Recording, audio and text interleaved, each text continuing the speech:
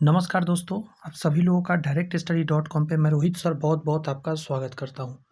आज के क्लास में हम लोग करने जा रहे हैं, फर्स्ट चैप्टर है ये, बायोलॉजी भी स्टार्ट कर दी है, फिजिक्स टोटल कंप्लीट करा के प्लेलिस्ट में डाला हुआ है, उसी प्लेलिस्ट में केमिस्ट्री चल रहा है और सेम प्लेलिस्ट में बायोलॉजी भी आज से स्टार्ट कर दिया हूँ।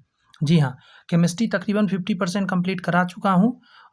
डिस्क्रिप्शन में लिंक है, वहाँ से जाकर आप ज़रूर ज्वाइन करिए, ज़रूर देखिए, क्योंकि बहुत ही ज़्यादा ये काम का सेशन है। अभी बहुत बच्चों को नहीं समझ में आ रहा है कि ये कितना महत्वपूर्ण है, बट ऐसा सेशन शायद ही यूट्यूब पर कहीं उसको मिलेगा। एक-एक चैप्टर से देख रहे हैं, 150-150 क्वेश्चन मैं खींच कर ला रहा हूँ और ये सारे क्वेश्चन ऐसे क्वेश्चन हैं जो एग्ज़ाम में कई बार 2 बार 3 बार एग्ज़ाम में आए हुए हैं और बहुत ही बेहतरीन है। एनसीईआरटी, एससीईआरटी बेस्ड क्वेश्चंस है, एग्ज़ाम में आए हुए, तो इससे बड़ी बात क्या ही हो सकती है। बट धीरे-धीरे स्टूडेंट को समझ में आएगा और मुझे पता है एक दिन बहुत ज़्यादा स्टूडेंट इस पे बिलीव करेगा और देखेगा। वैसे आप इस पे आ गए हैं तो बहुत-बहुत आपका धन्यवाद है। बस आपसे रिक्वेस्ट है पूरा कंप्लीट ज़रूर करिए सेशन, और भी चीज़ के लिए मैंने जैसा बताया प्लेलिस्ट से जाके वहाँ से आप देख सकते हैं।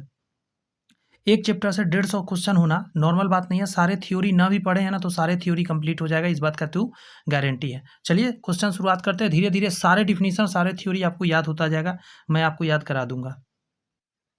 चलिए तो शुरुआत करते हैं। हमारा जो सेशन है, आज हम लोग पढ़ने जा रहे हैं स्टडी ऑफ सेल, इसको बोलते हैं, कोशिका विज्ञान बोलते हैं, और अंग्रेजी में इसको क्या बोलते हैं, साइटोलॉजी बोलते हैं, साइटोलॉजी। ये क्वेश्चन एग्जाम में आया हुआ है, ये क्वेश्चन एग्जाम में आया कि स्टडी ऑफ सेल क्या कहलाता है, साइटोलॉजी। मतलब यहाँ पे भी एक क्वेश्चन आपको फर्स्ट में ही दिख गया। पहला प्रश्न आपकी स्क्रीन पर आ चुका है, बताएं जरा। पहला पॉइंट कहा जा रहा है, कोशिका सजीवों की रचनात्मक एवं क्रियात्मक इकाई है। क्या आपको ये बात पता है? तो आप कहेंगे हाँ सर ये सही है लिखा हुआ। नेक्स्ट है, कोशिका के अभाव में जीवों के शरीर का निर्माण संभव नहीं हो पाएगा। एकदम सही बात है, क्योंकि कोशिका से ही उत्तक बनते हैं, उत्तक से ही मिलकर किसी भी अंग का निर्माण होते हैं, अंग से ही किसी अंग तंत्र बनते हैं और अंग तंत्र से ही एक इंडिविजुअल का निर्माण होता है। यानी ये पॉइंट भी सही है, इसका दोनों आंसर हो जाएगा, 1 और 2 दोनों। कोशिका के किस भाग को सम्मिलित रूप से साइटोसोम कहा जाता है? बहुत लोग ये नहीं जान पा रहे हैं, मुझे पता है नहीं जानते हैं। ये साइटोसोम कहा जाता है। कोशिका के किस भाग को सम्मिलित रूप से साइटोसोम के रूप में हम लोग जानते हैं?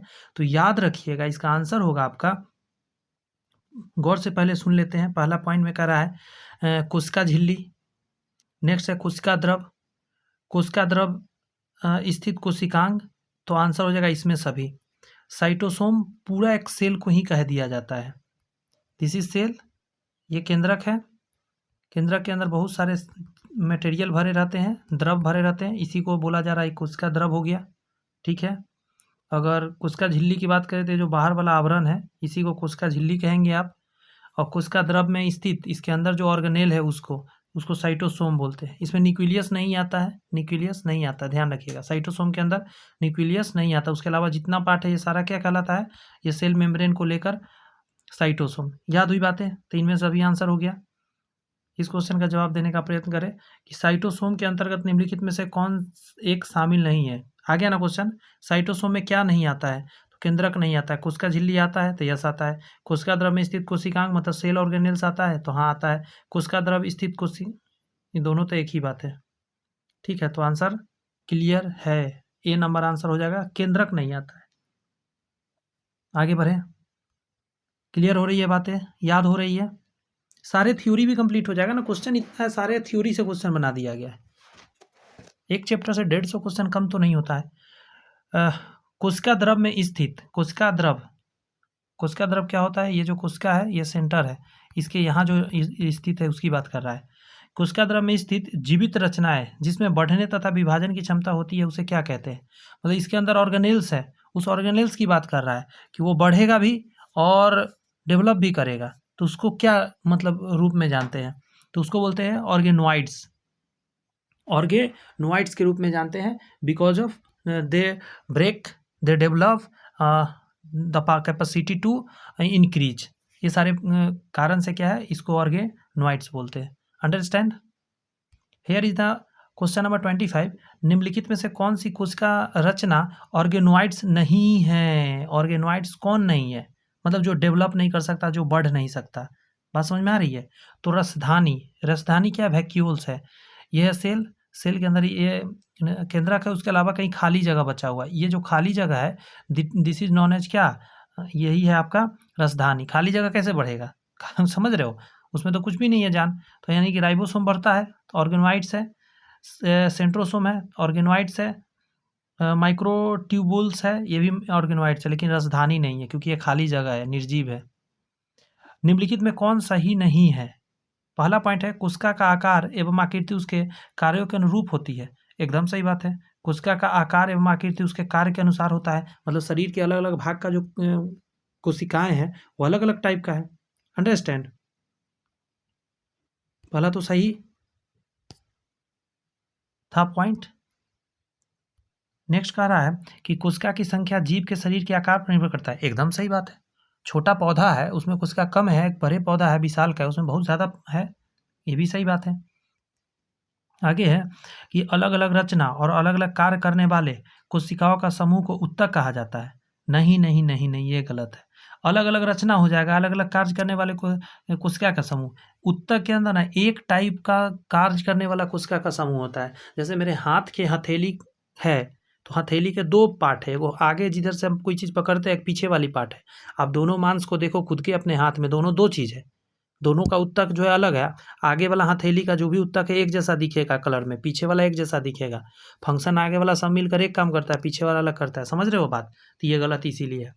लास्ट पॉइंट भी सही है क्योंकि लिखा गया है कोशिकाएं अलग अलग आकार की होती है। तो जी हाँ, there are lots of structures of the कोशिका। सेल के बहुत स्ट्रक्चर्स होते हैं, ध्यान रखने वाली बात है।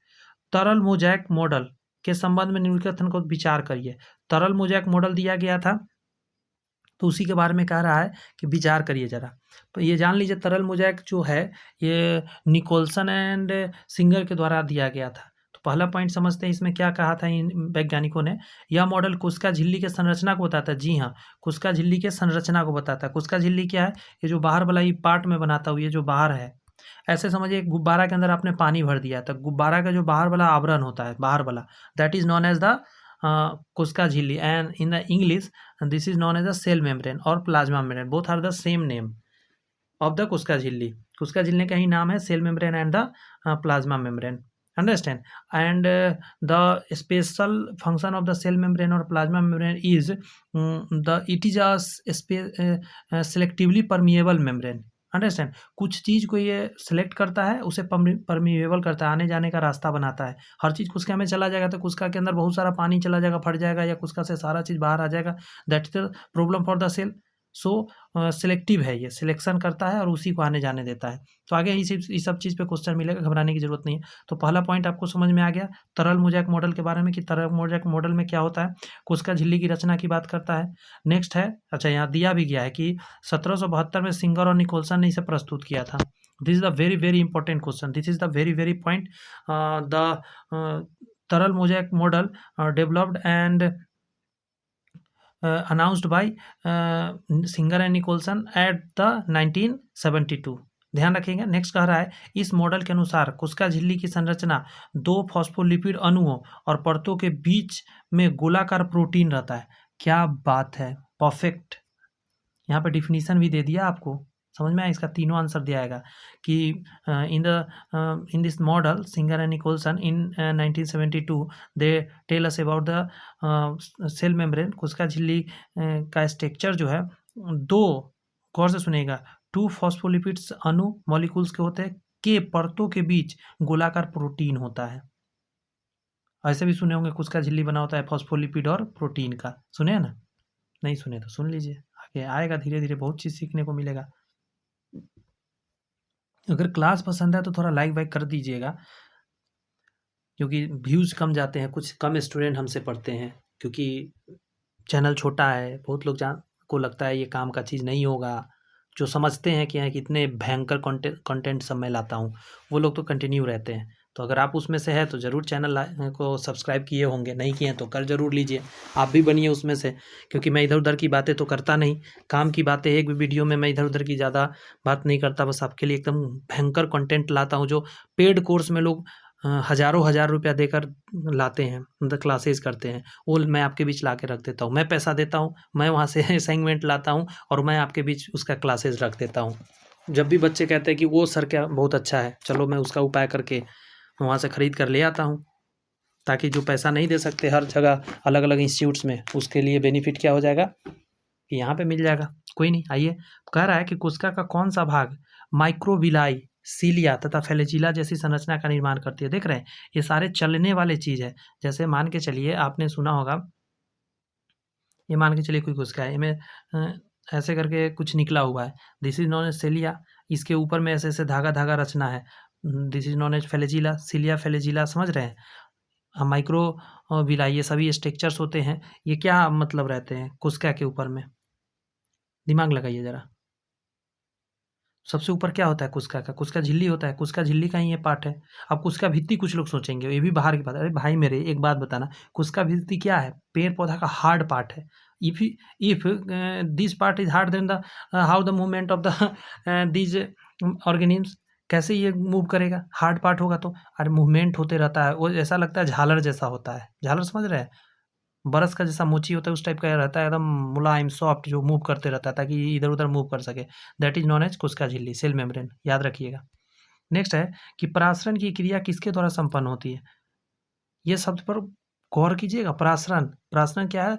तरल का, गौर से सुनिए, तरल का यहाँ एक अंदर बाहर जाना आना किसी चीज के अंदर, दैट इज नॉन एज परासरण। ऑस्मोसिस, परासरण is also known as osmosis. Answer is, एक सेकेंड, आंसर हो जाएगा आपका 9 का कोशिका झिल्ली। कोशिका झिल्ली के ही आगे आना जाना संपन्न हो पाता है परासरण की क्रिया। समझ रहे हैं? आप एक चीज़ जानते हो कि अचार का डब्बा है, पिकल, तो इसके अंदर हम नमक खूब सारा डाले रहते हैं और साथ में विनेगर डाल देते हैं। क्यों डालते हैं? या नींबू का रस। आपको पता है वो कंसंट्रेशन हार्ड कर देता है। जैसे ही अगर मान के चलिए बैक्टीरिया आता है, इसके अंदर बैठा बैक्टीरिया कि चलो अचार खाते हैं खाने का चीज़ अंदर जाएगा, उसका सेल ही फट जाएगा, सेल के सारे पानी बाहर निकल जाएंगे, क्योंकि हार्ड कंसंट्रेशन है ना, और बाहर अंदर जाएगा, बाहर निकल जाएगा उसका सब फट के, सेल फट गया तो मर गया। बात समझ में आया? तो ऐसे होता है, जीवाणु उसमें इसीलिए नहीं लग पाता। अचार खट्टा इतना होता है, नमक इतना होता है और इतना उसमें वो होता है कि वो यूँ खराब ही नहीं हो पाता। साल साल, 2-2 साल, 5-5 साल तक लोग खाते रहता है। अंडरस्टैंड? तो कोशिका झिल्ली से परासरण की क्रिया होती है। नेक्स्ट है कोशिका अंगक, राइबोसोम, मतलब कोशिका का अंदर में रहने वाला, कोशिका के अंदर एक राइबोसोम है, के संबंध में कौन सा एक सही नहीं है? गलत पूछ रहा है आपसे, सही नहीं है। पहला पॉइंट है राइबोसोम 2 प्रकार के होते हैं, जैसे 70S वाला और 80S वाला। तो ये सही है कि राइबोसोम 2 प्रकार के होते हैं। 1 मिनट रुक जाइए।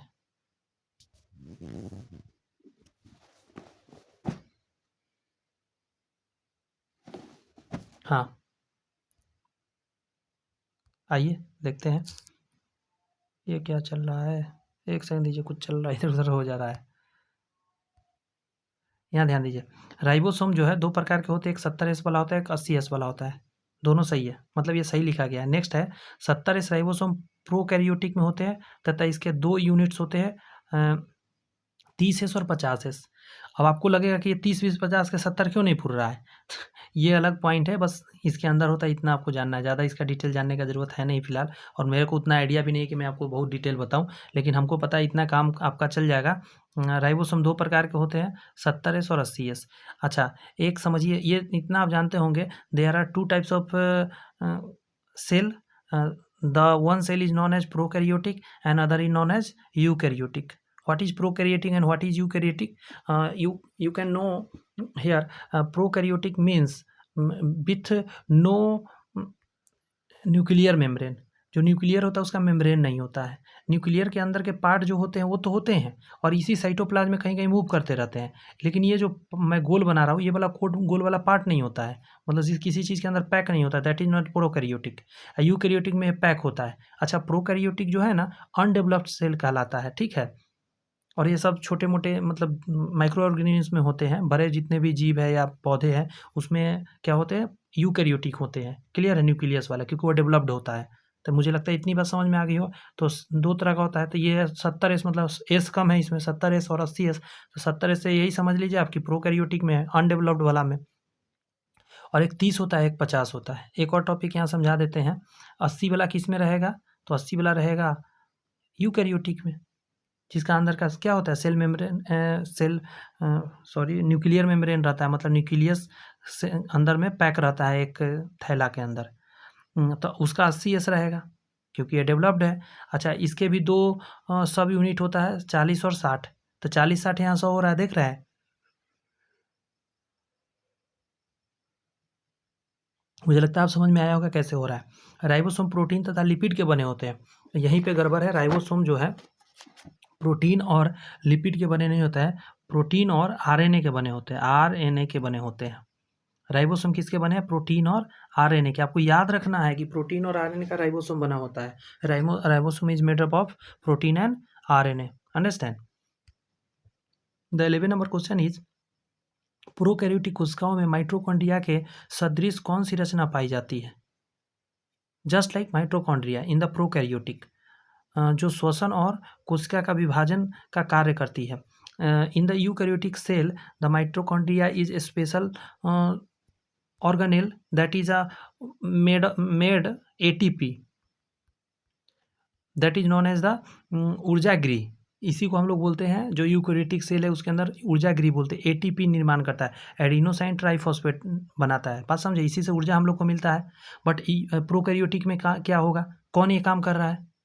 माइटोकॉन्ड्रिया तो नहीं है, इसी के जैसा कुछ तो है उसमें। तो आप आंसर देंगे उसमें मीसोसोम है, that is known as mesosome. Prokaryotic में कौन है, मीसोसोम है, जो श्वसन करता है और कोशिका का विभाजन का कार्य करता है। Very very important, this is very very important. Clear रहेगी बात, माइंड में जा रही है। द नेक्स्ट क्वेश्चन 12 नंबर, कोशिका के अंदर ग्लाइकोलिपिड, क्या चीज़ की बात हो रही है, ग्लाइकोलिपिड एंड ग्लाइकोप्रोटीन निर्माण का सक्रिय स्थल कौन सा है? मतलब ग्लाइकोलिपिड और ग्लाइकोप्रोटीन कहाँ बनता है कोशिका के अंदर? तो आंसर इसका आप देंगे, आंसर दीजिए इसका, गोल्जी का है, that is known as Golgi body. काय मतलब शरीर होता है, बॉडी मतलब शरीर होता है, तो गोल्जी बॉडी और गोल्जी का है। ठीक है, ये ध्यान रखिएगा। फिर से सुनिए, ग्लाइकोलिपिड और ग्लाइकोप्रोटीन का निर्माण कहाँ पे होता है, सक्रिय स्थल कौन सा है, गोल्जी बॉडी के अंदर होता है। याद रखने का कोशिश करिए, याद रखने का कोशिश करिए प्लीज़। ग्लाइकोलिपिड भी है, ग्लाइकोप्रोटीन है, दोनों बनता है आपको गोल्जी का है, गोल्जी बॉडी के अंदर। एग्जाम में आएगा, फंसेंगे तो काम खराब हो जाएगा, प्लीज़ याद रखिए। here is the next question, निम्नलिखित में से कौन सा कोशिका संरचना कोशिकीय परिवहन तंत्र, transportation system, cellular transportation system का को निर्माण करता है? अंडरस्टैंड। तथा केंद्र से कोशिका द्रव, केंद्र से कहाँ से, केंद्र से कोशिका द्रव में अनुवांशिक पदार्थों को ले जाने का पथ बनाती है। कई काम कर रहा है, इसको हम लोग क्या बोलते हैं?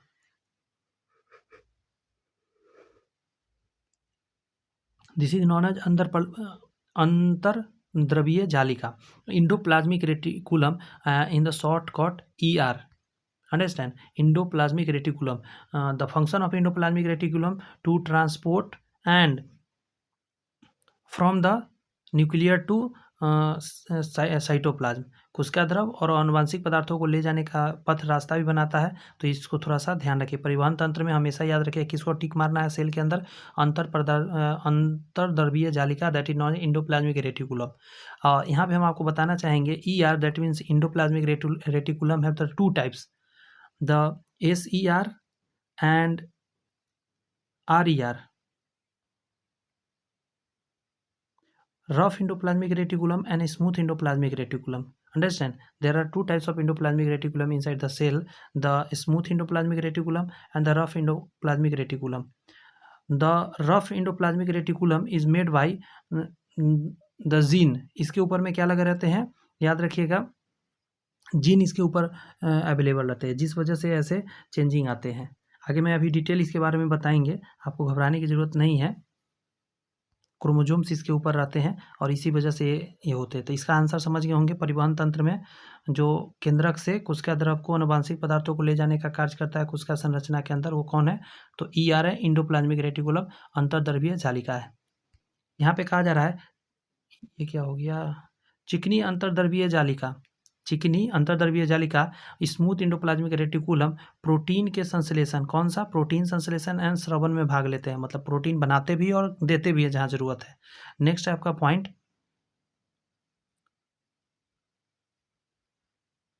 यहाँ पे उल्टा दिया गया है, एक सेकंड रुक जाइएगा, यहाँ उल्टा रख रहा है। ये तो खुरदरी का काम है। ये जो खुरदरी है ना, खुरदरी अंतर द्रव्य जालिका, इसका काम है कि प्रोटीन बनाना और उसका संश्लेषण भी करना, उसका स्रवण भी करना। और चिकनी अंतर्पर्दीय जालिका का इधर लिख दिया है, लिपिड तथा स्टीरॉयड के संश्लेषण में सहायक होते हैं। तो थोड़ा सा इसको समझ लीजिए, ये दोनों पॉइंट गलत है, उल्टा आंसर दिया गया है। अगर मैं यहाँ चिकनी के जगह पर क्या कर दूँ, खुरदरी, रफ जिसको बोलते हैं, और यहाँ पे चिकनी कर दे,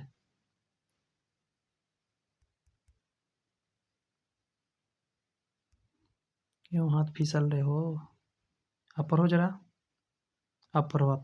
देखो, चिकनी अंतर्द्रव्यीय जालिका, स्मूथ अंडर, यहाँ एस करना होगा, यहाँ आर करना होगा।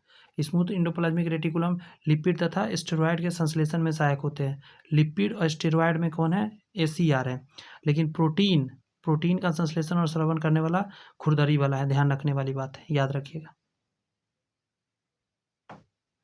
क्रोमोसोम्स इसके ऊपर होते हैं ना, इसीलिए खुरदरी हो जाता है। क्रोमोसोम के अंदर DNA, जीन, ये सारी बात तो जानते भी होंगे आप।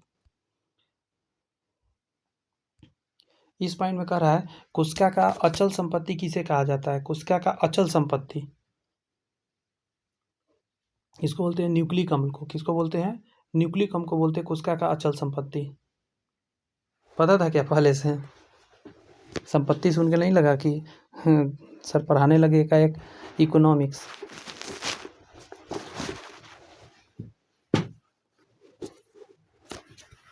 आगे बढ़ें, आगे देखेंगे आप, तो कह रहा है कि माइटोकॉन्ड्रिया कोशिका में पाया जाने वाला सबसे बड़ा अंगक होता है। क्या सबसे बड़ा अंगक है माइटोकॉन्ड्रिया? तो जी हाँ, mitochondria is the bigger organelle in the cell. सबसे बड़ा अंगक मतलब ऑर्गेनेल होता है। नेक्स्ट है हरित लवक। हरित लवक क्लोरोप्लास्ट को बोलते हैं। क्लोरोप्लास्ट को कोशिका का रसोई घर कहा जाता है। Because of in the chloroplast green pigment, that is chlorophyll, is present. By this reason we can say that हरित लवक is the रसोई घर, that means the kitchen of the plant. Clear हो रही है बातें? हरित लवक क्यों है किचन ऑफ द प्लांट, यानी रसोई घर है कोशिका का? क्योंकि इसके अंदर क्या होता है? क्लोरोफिल होता है। तो दोनों पॉइंट अभी तक सही मिला है आपको। In the next third point is Golgi काय, दैट मीन्स गोल्जी बॉडी को कोशिका के अणुओं का ट्रैफिक कंट्रोलर कहा जाता है। तो एकदम सही बात है, देख रहे हैं नाम सब क्या क्या डाला गया है। This is known as the traffic controller. Traffic control करता है, मतलब कहाँ पे किसको भेजना है, गोल्जी बॉडी करता है। गोल्जी बॉडी कहता है कि तुमको यहाँ जाना है, चलो यहाँ से वहाँ चले जाओ, तुमको वहाँ से वहाँ चले जाओ। ये इसीलिए ट्रैफिक कंट्रोल करता है, किसी को कहीं भी फालतू को घूमने नहीं देता है, चालान काटने का काम कर देता है। All the 3 points are correct. Here is the next question number 17। The first point is DNA को अनुवांशिक पदार्थ कहा जाता है। DNA is known as the अनुवांशिक पदार्थ। अनुवांशिक पदार्थ क्या होता है, बता सकते हैं क्या आप? जैसे हम लोग का शरीर जो मम्मी पापा से गुण मिलता है, that is known as the अनुवांशिक पदार्थ, कैरेक्टर। तो डीएनए को ही अनुवांशिक पदार्थ कहते हैं। नेक्स्ट है जीन, जो मैं थोड़ा देर पहले बोला था, जीन को अनुवांशिक इकाई कहा जाता है। This is very very important point. Confusion यहीं पे होता है, उल्टा बच्चा मार के आता है एग्जाम में, काम खराब करके आता है। रटिए इस चीज़ को, थोड़ा सा समय दीजिए इस पर, सोचिए ज़रा। डीएनए को अनुवांशिक पदार्थ कहा जाता है। डीएनए इज द अनुवांशिक मटेरियल, अंडरस्टैंड, हेरिडिटी मटेरियल बोलते हैं इसको। And the gene is known as the heredity unit, मतलब अनुवांशिक इकाई। ऐसे समझिए जीन के अंदर डीएनए, ऐसे में याद रहेगा, क्योंकि एक पदार्थ है ये और एक अनुवांशिक इकाई है, दोनों में अंतर है। शब्द पर ध्यान रखना है आपको, यही छोटी छोटी बातें काम खराब करता है एग्जाम में। तो दोनों सही था। 17 हो गए, 18 नंबर पे आइए। 18 कह रहा है कोशिका के अंदर निम्नलिखित में से कौन सा कार्य गोल्जी काय द्वारा नहीं होता है? गोल्जी बॉडी क्या काम नहीं करता है? ट्रैफिक कंट्रोल तो हम लोग जान गए कि करता है। आप बताइए 4 ऑप्शन में से कौन सा ये काम नहीं करता है? Here is the first point, packaging, यानी संवेष्टन। बहुत सारे चीज़ों को अपने पास इकट्ठा करके रखता है, ज़रूरत पड़ने पर कोशिका को देता है। हाँ भाई, तुमको ये चाहिए ले लो। ये समझिए दादाजी है घर का, या दादी जी, हर चीज़ स्टोर करके रख ले हैं और आपको ज़रूरत है उस समय आपको प्रोवाइड करते हैं, अंडरस्टैंड। एंड द संग्रहण, स्टोरेज, देखिए ये भी है। पैकेजिंग मतलब पैक करके रखना, स्टोरेज करना, सेक्रेशन, फिर उसको ज़रूरत के हिसाब से देना था। That all three work is done by Golgi body और गोल्जी का इन द सेल। और Golgi body, what is the Golgi body is a what? That means the Golgi body is a cell organelle in the cell, और this is known as the traffic controller of the cell. Now the last point is अंतःकोशिकीय पाचन, मतलब कोशिका को ही मार देना। क्या ये मारने का काम करता है? तो फिर आपको आपके माइंड में आया होगा, नहीं सर लाइसोसोम क्या करेगा? Lysosome that is the this is the function of lysosome. So ये आंसर हो जाएगा गलत। पूछा भी था, गलत है। कौन सा काम नहीं करता है? तो यही काम नहीं करता, because this work is by the lysosome. अच्छा, एक और चीज़ जानिएगा, इसका जानते हैं हम लोग को माइंड में आता है कि लाइसोसोम सेल को मार देता है, that is the big problem for the cell. No, this is the very very important. When any outer virus और एनी जीवाणु, that means bacteria, attack on our cell, that time cell में आ गया है वायरस, अब वो cell growth करेगा, उससे पहले लाइसोसोम कहता है मर जाओ तुम, सेल को मार देंगे। बात समझ में आया? ये तो वो हाल हुआ ना कि टेररिस्ट अटैक किया है, और मान के चलिए जिस घर के अंदर छुप गया टेररिस्ट, आप उसको आग लगा दिए। चौरा चौरी कांड याद आया क्या? पुलिस ने भागा, जो भीड़ था उसने खदेड़ा उसको, और वो क्या किया, चौरा चौरी के एक पुलिस चौकी के अंदर 34 को बंदा घुस गया।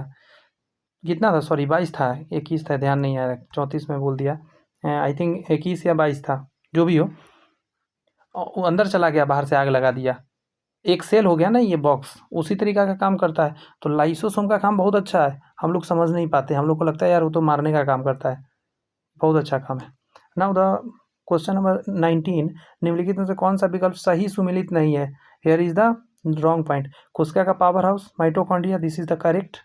सबसे बड़ा अंगक जो साइज में सबसे बड़ा हो, दैट इज लबक, मतलब इसी को ना, जैसे लपक लपक लबक कई तरह का होता है ना, क्लोरोप्लास्ट, ई प्लास्ट बोलते हैं, प्लास्टिड बोलते हैं। क्लोरोप्लास्ट हो गया, क्रोमोप्लास्ट हो गया, ल्यूकोप्लास्ट हो गया, वो सारी प्लास्टिड भी है, वही है लबक। तो सबसे बड़ा अंगक वही होता है, ये भी सही है। कोशिका का पावर हाउस माइटोकॉन्ड्रिया। आत्महत्या की थैली, जो दैट मीन्स अभी हम समझा रहे थे, आत्महत्या की थैली, वही बात है लाइसोसोम। अंडरस्टैंड? कब्रगाह भी कहा जाता है कोशिका का, तो ये तीनों सही है। अच्छा, पैलेड कण स्फीरोसोम को कहते हैं, ये गलत है। पैलेड कण कहा जाता है राइबोसोम को, ribosome in known as Palade कण। अब ये सही हो गया, ये काट दीजिए, राइबोसोम इज पैलेड कण। अंडरस्टैंड? याद रहेगा, याद रखने का कोशिश करेंगे क्या?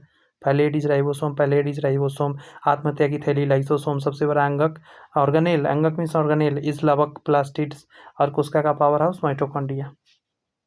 माइटोकॉन्ड्रिया के पास अपना डीएनए भी होता है, कमाल का है माइटोकॉन्ड्रिया। नेक्स्ट है, निम्नलिखित में से कौन सा अर्धस्वायत्त कोशिकांग है? अर्धस्वायत्त मतलब जो अपना काम बहुत सारा कुछ कर सकता है। बात समझ में है? मतलब अपना प्रोटीन बना लेता है, ऐसे समझ लीजिए। तो हरित लवक भी है और माइटोकॉन्ड्रिया भी। और हरित लवक ऐसे भी सबसे बड़ा क्लोरोप्लास्ट है, और माइटोकॉन्ड्रिया, ये दोनों क्या है, ऐसा अंग, कोशिका अंगक है, कोशिका के अंदर रहने वाला, जो अपना प्रोटीन बना लेता है ज़रूरत के हिसाब से, और उसका काम हो जाता है।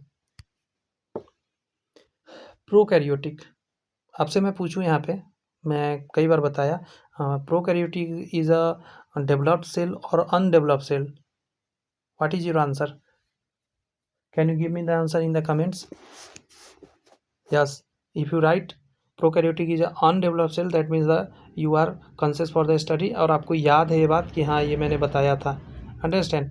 प्रोकैरियोटिक कोशिका में किस कोशिका अंग का अभाव रहता है? प्रोकैरियोटिक कोशिका में किस कोशिका अंग का अभाव रहता है, मतलब दैट कौन उसके अंदर नहीं मिलेगा आपको? बात समझ में आ रही है?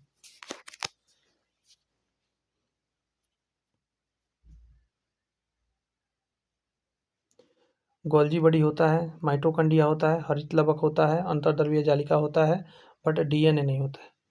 प्रोकैरियोटिक कोशिका में किस अंग का अभाव होता है? तो डीएनए का।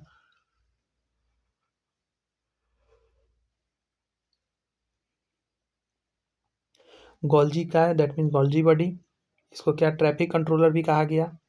और गोल्जी बॉडी के बारे में ये भी है कि पैकेजिंग करता है, स्टोरेज करता है, सेक्रेशन करता है। These all work of the Golgi body. Mitochondria is the powerhouse of the cell, और पावर कैसे एटीपी में स्टोर करता है। हरित लवक जिसको हम लोग क्लोरोप्लास्ट वन है, दिस इज इनसाइड द हरित लवक। The chlorophyll green pigment is available, that is the special pigment for the photosynthesis. अंतर्द्रव्यीय जालिका दो तरह का बताए थे, ER और ACR। हम बताए थे कि लिपिड का निर्माण ACR करता है, अंडरस्टैंड। और RER जो रफ इंडोप्लाज्मिक रेटिकुलम है, उसका मैंने बताया था प्रोटीन का वो काम करता है निर्माण। तो ये सारी बातें मैंने बताया। ये भी बताया था कि रफ होने का कारण क्या, उसके ऊपर क्रोमोजोम्स होते हैं, जीन होते हैं, इसीलिए। तो इसका आंसर क्या दीजिएगा, प्रोकैरियोटिक कोशिका में DNA अंगक नहीं रहता है, अभाव रहता है। निम्नलिखित में से कौन सी रचना है पादप कोशिकाओं में पाए जाते हैं परंतु जंतु कोशिका में नहीं पाए जाते हैं। इनसाइड द जंतु कोशिका दिस इज नॉट अवेलेबल, मतलब पौधा में होता है, जंतु में नहीं होता है। एक बात बताना, लवक हम लोग में क्या करेगा? अगर लवक होगा तो हम लोग क्या हो जाए, हल्क हो जाएंगे, ग्रीन ग्रीन कलर का दिखने लगेंगे। That is not possible. तो ये पौधा में होता है। कोशिका भित्ति, सेल वॉल, अगर सेल वॉल हो जाएगा तो हम लोग रिजिड हो जाएंगे, एकदम टाइट हो जाएंगे। माफी चाहते हैं जो बोल रहा हूँ, आप कहेंगे क्या बोल रहे हैं सर, बट जो मर जाता है व्यक्ति, आप देखते हैं उसका पूरा शरीर टाइट हो जाता है, कड़ा होता है। नहीं जानते तो आप जानो, तो आप समझो जरा। तो ऐसा हम लोग हो जाएंगे, ना चल पाएंगे ना फिर पाएंगे। जैसे पौधा टाइट कड़ा हो जाता है उस तरीका के, तो ये भी नहीं है हमारे अंदर, ना लवक है ना प्लास्टिड्स है, और ना ही रिक्तिका है, बड़ी रिक्तिका, मतलब बड़े बड़े ये कोशिका है ना। पौधा का कोशिका मैं दिखाऊँ आपको एक, आप हंसेंगे कि ऐसा होता है पौधा के। This is the cell of पौधा, मान के चलिए इतना है, तो उसमें रिक्तिका इतना बड़ा होता है। और ये क्या चल रहा है, यही चल रहा है, ये पौधा के अंदर चल रहा है।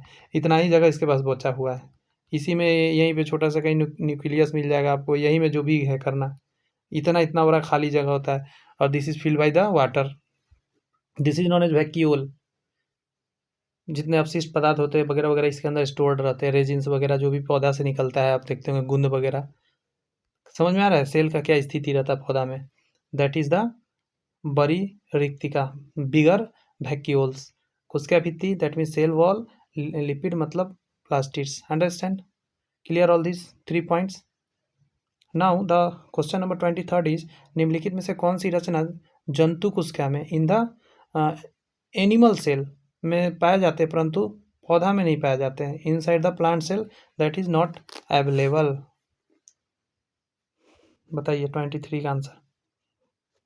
Centrosome, centrosome is not available in the plant cell. Clear है बात? Centrosome inside the only animal cell, याद रहेगी बात। माइटोकॉन्ड्रिया दोनों में होता है, लाइसोसोम दोनों में होता है, कोशिका झिल्ली सेल मेम्ब्रेन दोनों में होता है, but centrosome in the only for animal cell. Clear हो गई बात है? यहाँ पे जैसे था ये तीनों चीज, कोशिका भित्ति, लवक और बड़ी रिक्तिका, this all the part of plant cell, not for the animal cell.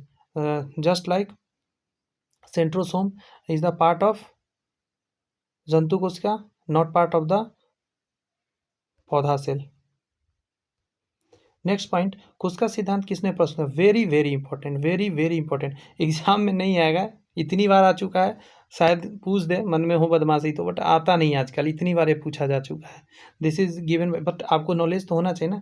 कोशिका सिद्धांत कहीं पूछ देता उसने छोड़ के नहीं आना, easy question. Schleiden and Schwann, Schleiden and Schwann given the कोशिका सिद्धांत। मैं आपको बताता हूँ, इतना ईजी होने के बाद भी बच्चा मार के आता है Robert Hooke.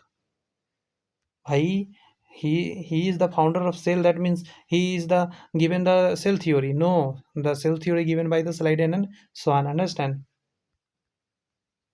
Here is the question number 25. कोशिका सिद्धांत that is not cell theory के अनुसार कोशिका विभाजन में मुख्य सृष्टिकर्ता, क्या हिंदी लिखा है, सृष्टिकर्ता है तो क्रिएटर की भूमिका कौन निभाता है?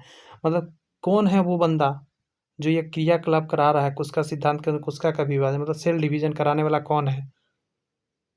बेहतरीन, दैट इज नोन एज केंद्रक। केंद्रक मीन्स सेंटर, न्यूक्लियस, जिस नाम से आप कहिए वो सारे नाम इसके लिए परफेक्ट है। कितना टाइम हुआ? 34 मिनट लगा, 25 क्वेश्चन अच्छे से क्लियर कट में समझ में आपको आ गई। नेक्स्ट क्वेश्चन है, निम्नलिखित में से कौन सा कोशिका अंगक से लाइसोसोम बनता है? कोशिका अंगक है, लाइसोसोम बनाने वाला है। गोल्जी बॉडी क्या है? निम्नलिखित में किस कोशिका अंगक से लाइसोसोम बनता है? तो गोल्जी बॉडी से लाइसोसोम बनता है। निम्नलिखित में से कौन सा कोशिका अंगक अपने डीएनए में उपस्थित जीन से सम्मिलित करते हुए उसके स्वयं प्रोटीन का संश्लेषण करते हैं? मैं अभी कुछ देर पहले बताया था। स्वयं प्रोटीन बनाने वाला कौन है? बताया जाए आप मेरे को। गलती नहीं मानेंगे हम, गलती तो नहीं मानेंगे। तो लवक हो गया और माइटोकॉन्ड्रिया होगा। क्वेश्चन बदल के पूछ दिया।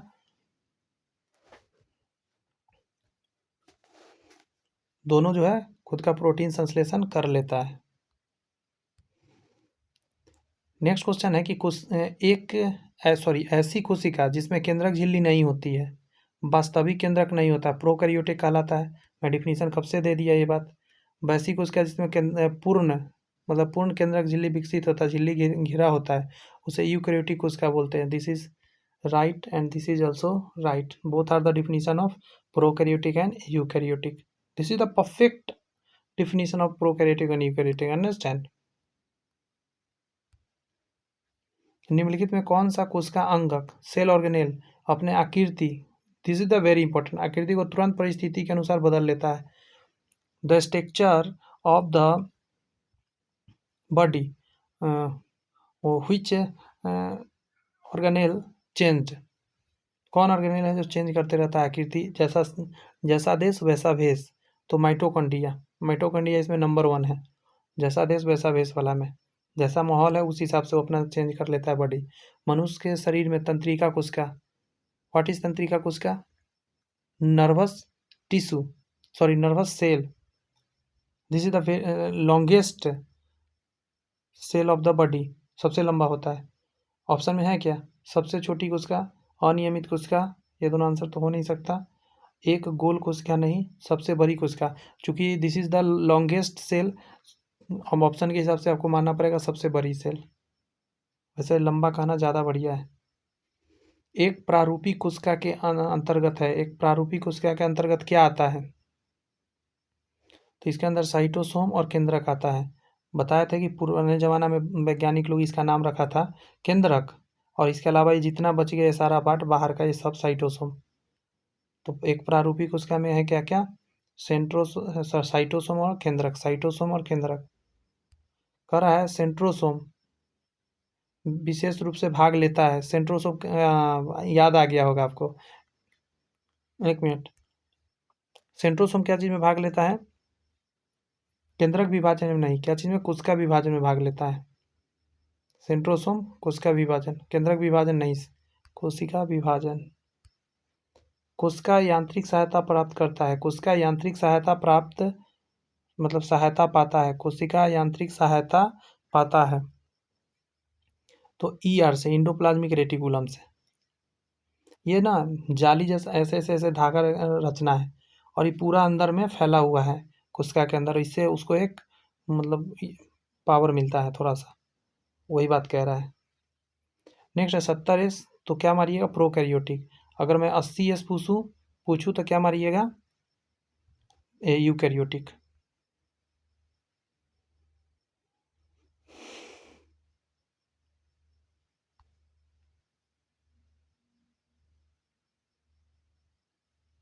यहाँ पे क्या? रंगीन प्लास्टिड, रंगीन लवक को कहा जाता है कलरफुल क्या? तो नहीं, क्रोमोप्लास्ट। क्लोरोप्लास्ट हरा, leucoplast colourless, and chromoplast colour से बना हुआ है ना, कलर क्रोम, ऐसे याद रखिए। क्लोरो तो आपको पता है, क्लोरो लो लगा हुआ है, chloro that is the green. Chromo it means this is colourful. Where is the chromoplast? in the leaf, colorful leaf, in the colorful stems and the petals of the flower, पंखुड़ी, understand, वहाँ पे रहते हैं। तो मतलब there are lots of places we can see chromoplast, रंगीन plastid. Very very important. Granum पाया जाता है, जानते हैं क्या? क्लोरोप्लास्ट में कहाँ होता है? ग्रैनम कहाँ पाया जाता है? क्लोरोप्लास्ट में, जहाँ क्लोरोफिल रहता है। ग्रैमन क्लोरोप्लास्ट, ग्रैनम क्लोरोप्लास्ट। प्लाज्मा झिल्ली को बनाता है, प्लाज्मा झिल्ली को कौन बनाता है? Very very important. We can know plasma झिल्ली is a semi permeable और permeable membrane. That means the made up of plasma झिल्ली is क्या चीज़ की बनी होती है? मैं पहले आंसर दिया हूँ आपको. That is known as lipoprotein. This is not protein. This is lipoprotein. Plasma झिल्ली. What is the plasma झिल्ली? The outer part, that means the balloon के अंदर पानी भरा था. Balloon is known as plasma झिल्ली. तो लिपोप्रोटीन का बना होता है, याद रखिएगा लिपोप्रोटीन. प्रोटीन संश्लेषण से संबंध है. प्रोटीन संश्लेषण कहाँ हो रहा होता है? कहाँ है manufacturing? Ribosome. Ribosome is the protein factory. Ribosome is known as the protein factory because of the in the ribosome protein is संश्लेषण. अच्छा, एक और बात बताइएगा, राइबोसोम मैं बताया कहाँ पे था, याद करिए. तो इंडोप्लाज्मिक रेटिकुलम के ऊपर था. रफ इंडोप्लाज्मिक रेटिकुलम था ना, उसी के ऊपर ये लगा रहता है दाना दाना के रूप में. अगर मान के चलिए है तो यहाँ ऐसे ऐसे दाना दाना इसके ऊपर लगा रहता है राइबोसोम, इसीलिए उसको रफ बोला जाता है. क्रोमोसोम के अंतिम सिरा को क्या कहते हैं? क्रोमोसोम्स जो होते हैं उसके अंतिम सिरा की बात कर रहा है. ऐसे होता है कुछ क्रोमोसोम्स. तो ये जो लास्ट वाला पोर्शन होता है उसकी बात कर रहा है.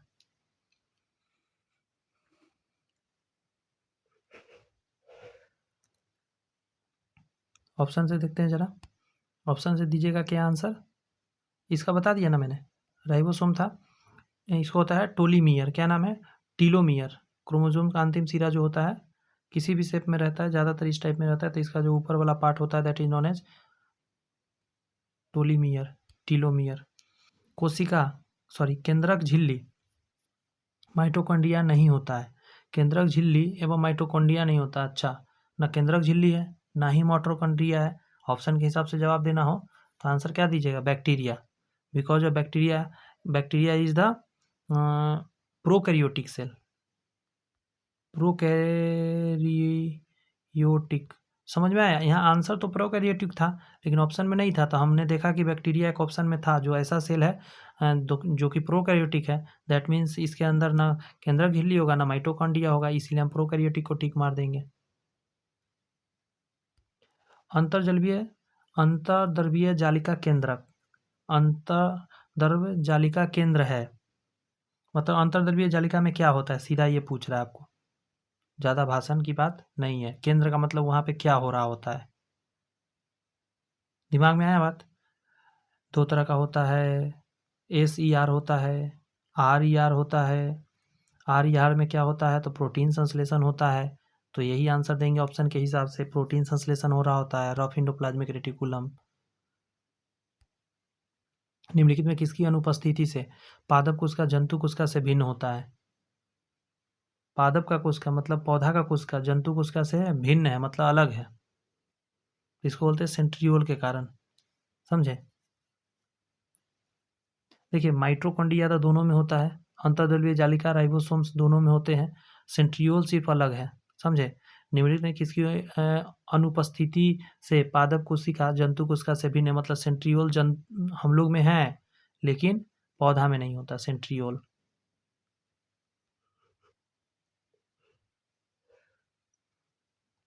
लाइसोसोम में जमा रहता है. लाइसोसोम में जमा रहता है. पाचक एंजाइम होता है, यही फटने के कारण क्या होता है?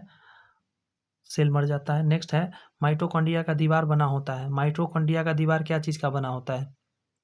ये सब क्वेश्चन ना मार्क्स दिला कर जाएगा अगर आपको पता है तो. अप्रोक्सली स्टूडेंट का गड़बड़ करते हैं. तो लिपोप्रोटीन. माइटोकॉन्ड्रिया की दीवार किसका बना है? लिपोप्रोटीन का. माइटोकॉन्ड्रिया संबंध है. माइटोकॉन्ड्रिया का संबंध किसी से है? तो ATP से है. बताया था मैंने कि इसी के अंदर क्या रहता है? एडिनोसाइन ट्राइफॉस्फेट के रूप में रहता है ऊर्जा संग्रहित. नेक्स्ट है पॉलीसोम. क्या है पॉलीसोम? पॉलीसोम में याद रखिए गुच्छे वाला राइबोसोम को पॉलीसोम बोलते हैं.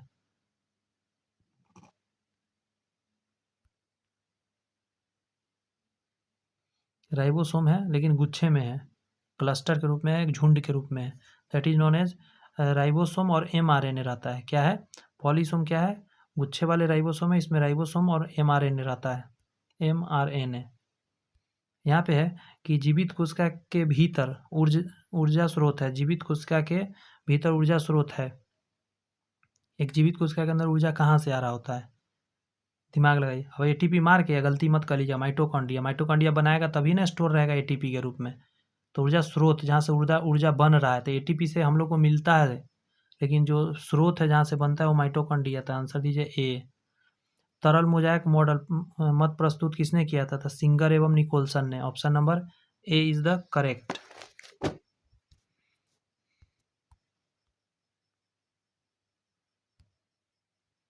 और इस मोजाइक नियम में क्या दिया गया था?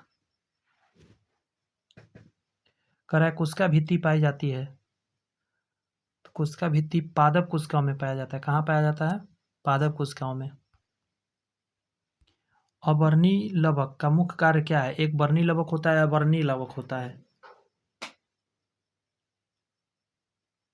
अवर्णी लवक का आंसर आप देंगे?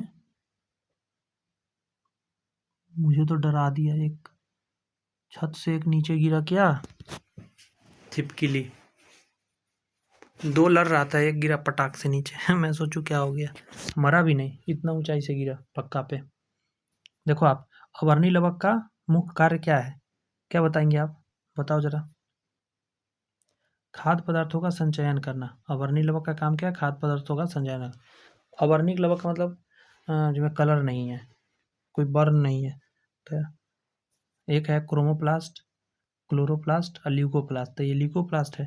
तो ल्यूकोप्लास्ट क्या करता है? खाद्य पदार्थ का संचयन करता है।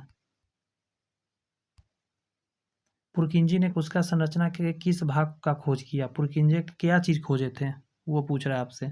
तो जीव द्रव का खोजा था। जीव द्रव क्या होता है? ये कोशिका है, ये सेंटर है, इसके अंदर ये क्या भरा हुआ है? That is all known as जीव द्रव, साइटोप्लाज्म। साइटोप्लाज्म जीव द्रव, जीव द्रव, जीव द्रव पुरकिंजे ने खोजा था। जीव द्रव सम्मिलित रूप से बना होता है। अब देखिए आ गया ना, एक क्वेश्चन आता है उसी से रिलेटेड, यहाँ मिल गया। तो कह रहा है कोशिका द्रव और केंद्रक भी रहता है जीव द्रव के अंदर। दिस इज कोशिका, कोशिका के अंदर सारी बातें साइटोप्लाज्म में आते हैं। न्यूक्लियोप्लाज्म की बात करिएगा तो न्यूक्लियस के अंदर जो रहता है वो होता है, लेकिन साइटोप्लाज्म में सारे आ जाते हैं, न्यूक्लियर सब। कोशिका झिल्ली बनी होती है, कोशिका झिल्ली कुछ देर पहले आंसर दिया था मैं, याद कीजिए। लिपिड एवं प्रोटीन का बना होता है, लिपिड एवं प्रोटीन का बनाता है। और सेल वाल, कमेंट्स में बता पाएंगे क्या? सेल वाल जो होता है, सेल्यूलोज सोच रहे हैं क्या? तो आप सही सोच रहे हैं, सेल्यूलोज। पौधे की कोशिकाओं को संरचनात्मक दृढ़ता प्रदान करता है। पौधे की कोशिका को संरचनात्मक मतलब उसका जो संरचना है वो प्रदान करता है। तो आंसर सेल्यूलोज हो जाएगा। आ ही गया क्वेश्चन, मैं अभी पूछा, आ भी गया। झिल्ली युक्त कोशिकांग में पाया जाता है, झिल्ली युक्त कोशिकांग में पाया जाता है। तो आंसर क्या दीजिएगा? यूकैरियोटिक। यूकैरियोटिक झिल्ली युक्त कोशिकांग में पाया जाता है, यूकैरियोटिक में। यहाँ किस प्रकार की झिल्ली नहीं होती है? किसी प्रकार की झिल्ली नहीं होती है, किसमें मतलब किसी प्रकार का झिल्ली ही नहीं होता है। तो आंसर दीजिएगा 56 का, वायरस के अंदर, क्योंकि ये सेल ही नहीं है। Virus is only virus. इसके पास सेल भी नहीं है, और सेल नहीं है, जिस सेल के होस्ट के अंदर जाता है वहीं पे ये घोस्ट बन जाता है। आंसर क्या हो जाएगा? वायरस। हिंदी में विषाणु कहते हैं, विषाणु। इंडोप्लाज्मिक रेटिकुलर, ईआर का मतलब अंतर्द्रव्यीय जालिका की बाहरी झिल्ली, ठीक है, के ऊपर अवस्थित रहते हैं। तो राइबोसोम रहते हैं, मैं बताया हूँ इससे पहले भी, कई क्वेश्चन हो गए ना। वसा और कोलेस्ट्रॉल संश्लेषण में भाग लेते हैं, याद कीजिए। वसा और कोलेस्ट्रॉल की बात कर रहा है, पक्का आप सही दीजिएगा। तो चिकनी ईआर दीजिएगा, क्योंकि खुरदरी वाला तो प्रोटीन बना रहा है, तो खुरदरी वाला प्रोटीन बनाने दीजिए इसको, और चिकनी वाला को वसा बनाएगा, चिकना चीज़ बनाएगा। और वसा क्या है? फैट। और कोलेस्ट्रॉल क्या है? सब चिकना चीज़ है, ये तो तेल है, तेल घी को बोलते हैं। तो माइंड में रखिएगा, चिकना चीज़ चिकना बनाता है, खुरदरा चीज़ खुरदरा बनाता है। प्रोटीन, प्रोटीन पाउडर हम लोग यूज़ करते हैं, देखिए कैसे याद रहेगा। घर में हम लोग प्रोटीन पाउडर यूज करते हैं, वो कैसा है? पाउडर है, खुरदरा चीज़ है, तो खुरदरा हो गया प्रोटीन। और वसा एवं कोलेस्ट्रॉल क्या है? चिकना चीज़ है, तो चिकनी बनाएगा, चिकनी ईआर। राइबोसोम बना होता है, राइबोसोम बना होता है, राइबोसोम मतलब राइबोसोम क्या क्या चीज़ से बना हुआ है सो पूछ रहा है। कुछ देर पहले भी मैं बताया, फिर से आ गया। प्रोटीन और आरएनए का, डीएनए नहीं। राइबोसोम की बात करें, राइबोसोम की, तो प्रोटीन और आरएनए। इसका याद रखने का एक ट्रिक देता हूँ, कभी नहीं भूलिएगा। देखिए बार बार यही डिस्टर्ब करता है कि प्रोटीन या डीएनए, तो राइबोसोम आर से लिखा जाता है ना, बस आरएनए और प्रोटीन, आरएनए और प्रोटीन, आरएनए और प्रोटीन, राइबोसोम। छोटी बात है ना, लेकिन बहुत काम का है। जब क्वेश्चन आएगा ना, बनेगा, तो दिल खुश हो जाएगा। आप मेरे को फ़ोन करके सोचोगे कब सर को बताएं कि हाँ सर आपने बताया था, वो सारी बात एग्ज़ाम में गजब का काम आ रहा था। बहुत सारे मेरे बच्चे सेलेक्ट हैं, मुझे पता है कि कैसे मैं जॉब लिया हूँ, कैसे मैं क्या पढ़ाऊँ, तो छोटी-छोटी बातों से कैसे याद होते हैं। आप जाइए, अगर फिज़िक्स आपने नहीं देखा है, आपने केमिस्ट्री नहीं देखा, तो जाइए ज़रा देखिए मैं कैसे पढ़ाता हूँ। उन सभी में जब मैं ट्रिक बताता हूँ। रिएक्टिव सीरीज़ इतना लंबा होता है, याद नहीं होता। मैं ऐसा ट्रिक से याद करा हूँ, आराम से याद हो जाता है। बात समझ में आया? यहाँ तक कि पी भी और एसएन आता है, आगे पीछे ऐसे आता है, ये भी बताया हूँ।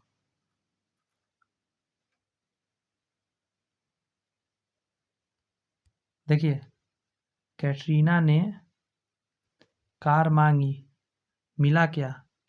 अल्टो, जेन और फेरारी, और सबने पागल कहा। देखिए, ये पूरा सीरीज मैंने लिख दिया, यहाँ से यहाँ तक, रिएक्टिव सीरीज। इससे इतना क्वेश्चन बनता है कि आप सोच नहीं सकते केमिस्ट्री में। जाके याद करके बताइए। इसके अलावा जब रटता है बच्चा, वो पागल हो जाता है रटते रटते। आइए आगे बढ़ते हैं। गोल्जी उपकरण नहीं पाए जाते, गोल्जी उपकरण नहीं पाए जाते। गोल्जी उपकरण कहाँ नहीं पाया जाता? प्रोकैरियोटिक में होता नहीं है। नील हरित सामान ब्लू ग्रीन अलगी होता है। नील हरित सवाल का क्या होता है?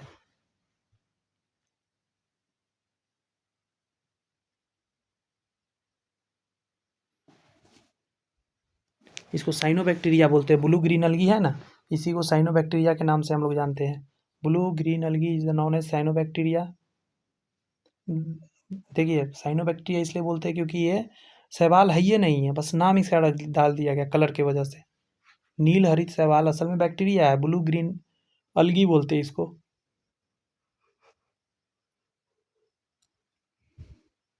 तो गोल्जी उपकरण नहीं पाए जाते हैं प्रोकैरियोटिक में, नील हरित शैवाल में। लाल रुधिर कणिका, जी हाँ, गोल्जी बॉडी हम लोग के आरबीसी में भी नहीं होता है। तो सभी का आंसर दीजिए, इसका सारे परफेक्ट है। समांतर समांतर नलिकाओं या सिस्टर्नी के समूह से बना रचना का नाम क्या रखा गया है? तो इसको गोल्जी उपकरण बोलते हैं। समांतर नलिका होती है और सिस्टर्नी के समूह से बने संरचना को गोल्जी बॉडी बोलते हैं। मैं बताया भी कि स्टोर करता है, पैकेजिंग करता है, तो पैकेट के जैसा रहता है, ऐसे ऐसे लंबा लंबा लंबा लंबा रहता है, ऐसे ऐसे सेल के अंदर। क्लियर हो रही बात?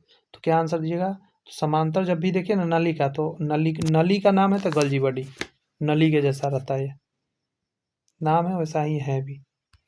यहाँ कह रहा है कि निम्नलिखित कोशिकांगों में से ईआर संश्लेषित पदार्थों का संचयन, रूपांतरण और पैकेजिंग कर कोशिका के अंदर बाहर भेजता है। अब आ गया ना पैकेजिंग, रूपांतरण, संचयन। बताओ मेरे को क्या होगा? क्या गोल्जी बॉडी में अब नहीं लगाएंगे? कहेंगे कि हाँ सर लगाएंगे, बताए थे तो आप, ये सब काम करता है ये। लाइसोसोम को सर्वप्रथम किसने देखा? ये अच्छा क्वेश्चन है। लाइसोसोम को सबसे पहले किसने देखा? आंसर है क्रिश्चियनिया डी डबे। लाइसोसोम को किसने देखा? क्रिश्चियनिया डी डबे। इसका ट्रिक दे दो, जीवन भर याद रहेगा, कहियो भूलवे नहीं कीजिएगा। ऑप्शन देखिएगा, आप इसी को टिक मारिएगा। देखिए, लाइसोसोम को आत्महत्या की थैली बोलते हैं, डी डूबे, डी डूबे, याद रखिएगा। डी डूब गया, डूब के मर गया। लाइसोसोम मरने वाला चीज़ है, तो बस क्रिश्चियनियन डी डूबे जो है मर गया डूब कर। और ऑप्शन में ऐसा तो नहीं है करेगा कि बना देगा कि मिलियो डी डूबे या स्टारबग डी डूबे, ऐसा तो नहीं है बनाएगा, इसीलिए यही आंसर होगा डी डूबे। लाइसोसोम मर जाता है डूब कर अपने ही कोशिका में। जीवाणु एवं वायरस की रक्षा करने वाला कोशिकांग कौन है? जीवाणु एवं वायरस से रक्षा करने वाला, हम लोग को जो बचाता है कि हाँ भाई जीवाणु आ गया, बचाना है, तो मैं बता रखा हूँ ये सारी बात पहले ही। लाइसोसोम ये फट जाता है, इसके अंदर का एंजाइम बाहर आ जाता है और हम लोग को सुरक्षा प्रदान कर देता है। एक तो सेल के अंदर रहता क्या बोलते हैं, कनेक्टिव टिश्यू के अंदर रहता है। कनेक्टिव टिश्यू क्या? Blood is a connective tissue, और inside the blood the WBC is present, and WBC is known as the fighter from the any external जीवाणु or virus. Understand? But here inside the cell, the lysosome is important for the fighting of the जीवाणु and virus. Understand? Cristae कहाँ पाए जाते हैं? This cristae is known as cristae. Cristae कहाँ पाए जाते हैं? आंसर हो जाए माइटोकॉन्ड्रिया में। श्वसन से संबंधित एंजाइम मौजूद रहते हैं, श्वसन से संबंधित एंजाइम मौजूद रहते हैं, तो आपका आंसर क्या दीजिएगा? माइटोकॉन्ड्रियल गुहा मैट्रिक्स में श्वसन से संबंधित एंजाइम कहाँ रहते हैं? तो माइटोकॉन्ड्रिया के मैट्रिक्स में, गुहा मैट्रिक्स के अंदर रहता है, क्योंकि यहीं पे तो असल में श्वसन का क्रियाकलाप होता है। एनर्जी हमको कहाँ से मिलता है? एटीपी के रूप में, तो यहीं से मिलता है। आगे कर रहा है रंगहीन, तो ल्यूकोप्लास्ट। एवं श्वेत प्लास्टिड को क्या कहते हैं? ल्यूकोप्लास्ट। क्रोमोप्लास्ट कलरफुल होता है, लाल पीयर हरी ब्लू नारंगी, और क्लोरोप्लास्ट हरियर हरा रंग का होता है। तो ल्यूकोप्लास्ट क्या है? कलरलेस है, संचयन का काम करता है। यहाँ पे कह रहा है कि क्लोरोप्लास्ट के भीतर पाए जाने वाले तरल युक्त गुहा, गुहा को क्या कहता है? जो प्लास्टिक क्लोरोप्लास्ट के अंदर पाया जाने वाला तरल गुहा है, जगह है।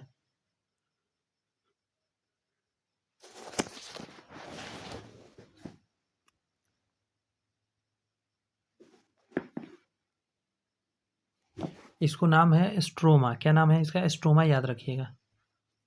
क्लोरोप्लास्ट के भीतर पाए जाने वाले तरल युक्त गुहा को कहा जाता है स्ट्रोमा। ये क्वेश्चन कह रहा है आपका कि कोशिका का वर्णात्मक, वो जो नहीं मैं बोल रहा था थोड़ा देर पहले, कोशिका झिल्ली, that is the semi permeable membrane, तो सेमी परमिएबल होता है। वर्णात्मक पारगम्य, सेमी परमिएबल मेम्ब्रेन, क्योंकि कोशिका कला, कोशिका झिल्ली की बात कर रहा है, यह वर्णित जैव अणु से बना होता है। जी नहीं। यह उच्चतर सांद्रता वाले क्षेत्र से निम्नतम सांद्रता वाले क्षेत्र की ओर कुछ पदार्थों को अभिगमन नहीं होने देता है, ऐसी बात नहीं है। जैव अणुओं का संचलन केवल शब्द आया, इसी गलत कीजिए। केवल विशिष्ट सांद्रता पर होता है। जी नहीं, लास्ट पढ़ना पड़ेगा, ये शायद सही हो जाए। यह कुछ अणुओं के, हाँ, यह कुछ अणु को अंदर या बाहर की ओर संचलन कोशिकाओं में होने देती है, जब अन्य अणुओं के संचालन को रोक देती है। कुछ ऐसा है जिसको रोक देता है और बहुत चीज़ को आने जाने देता है। अंडरस्टैंड हो रही है बात?